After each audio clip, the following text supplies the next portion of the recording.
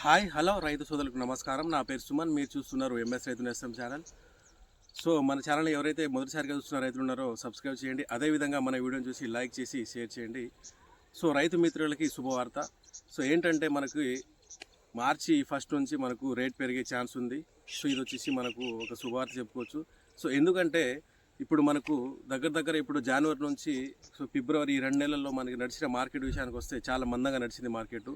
So కొనుగోలు వచ్చేసి మనకి 13,200, 300, అదేవిధంగా బెస్ట్ క్వాలిటీకి వచ్చేసి మనకు 13,600, 700. సో ఈ విధంగా అయితే మనకు కొనుగోలు అయితే జరిగింది.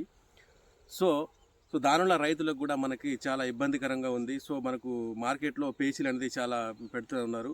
సో అదేవిధంగా మనకు నెక్స్ట్ మార్చి 1లో వచ్చేసి మనకు రేట్ పెరిగే ఛాన్స్ ఉందనేసి వార్తలు అయితే వస్తున్నాయి. సో అది ఎంతవరకు నిజమో ఏంటో తర్వాత తెలుసుకుందాం. సో ఇప్పటివరకు అయితే మనకి రైతు సోదరులు ఫస్ట్ క్రాప్ కటింగ్ అయితే అయిపోయింది. సో చాలా మట్టికి అయితే క్రాప్ కటింగ్ అయిపోయింది. సో రైతులకు ఎకరానికి వచ్చేసి 15 నుంచి 16, 17 క్వింటాల మందం అయితే వచ్చినాయి. సో అదేవిధంగా మనకు ధరలు లేకపోవడం వల్ల చాలామంది రైతులు ఇబ్బంది పడుతున్నారు. సో ఈ సంవత్సరం వచ్చేసి మనకు ఎకరానికి వచ్చేసి 1,00,000 నుంచి 1,50,000 దాకా అయితే మనకు బ్యాక్ వచ్చేసిందంటే పోయిన సంవత్సరం ఇదే టైంలో మనకు 20,000 నడుస్తున్న మార్కెట్ ఈ సంవత్సరం ఇదే టైంలో 14,000 నడుస్తుంది.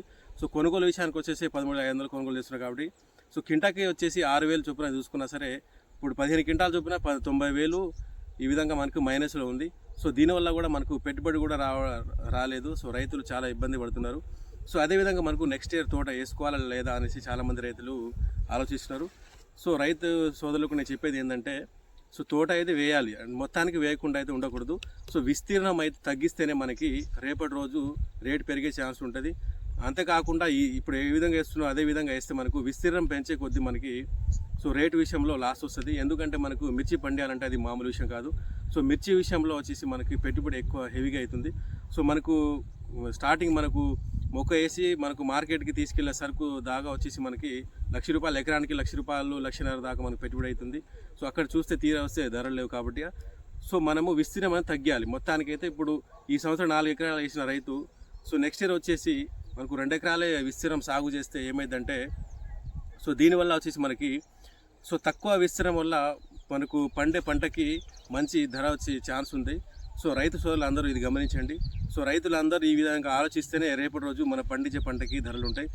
లేకపోతే మనకు రేపటి రోజు కూలీ ఖర్చు కూడా రాకునే పరిస్థితి అయితే అయ్యే ఛాన్స్ ఉంది. సో మనకొచ్చేసి మార్చి 1లో వచ్చేసి ధరలు పెరుగుతాయనే ఛాన్స్ అంటున్నారు. సరే ఆ విషయం ఏంటంటే మనకు మెయిన్గా వచ్చేసి ఆ విషయం ఏంటంటే చాలామంది ఇప్పుడు గుంటూరులో వచ్చేసి మనకు ఆంధ్రప్రదేశ్లో చంద్రబాబు నాయుడు కేంద్రానికి వెళ్ళి సో మిర్చి ధరల మీద వచ్చేసి మనకు అక్కడ కేంద్ర మంత్రితో మీటింగ్ ఏర్పాటు చేయడం జరిగింది. సో దానివల్ల మిర్చికి వచ్చేసి 11,716 ఎంత సో మద్దతు ధర ఇచ్చారు. సో ఆ మద్దతు ధర అంటే మనకు సరిపోదు. ఆ ధర అంటే మనకు పండించే మన కూలీ ఖర్చులకి అదేవిధంగా పెట్టుబడికి చూసుకుంటే ఆ ధరకు దీనికి సంబంధమే లేదు. సో మనకు ఒక ₹20,000 మద్దతు ధర ఇస్తే సో దాన్ని బట్టి కొనుగోలు ఏ విధంగా ఉంటే చూసుకోవచ్చులే. కానీ మళ్ళీ 11,000 అంటే సో అసలు రైతులు తోట వేసుకోవాలో వద్దనేసి చాలామంది ఆలోచిస్తున్నారు. సో ఫర్దర్గా అసలు ఏ విధంగా ఉంటుందో మార్కెట్ వచ్చి చూద్దాం. సో చాలామంది పేపర్లో అయితే ఇప్పుడు వస్తున్నాయి. సో మార్చి 1 వీక్లో ధరలు పెరిగే ఛాన్స్ ఉందని చెప్తున్నారు. సో అది ఎంతవరకు కరెక్ట్ ఉందో తెలుసుకుందాం మనం.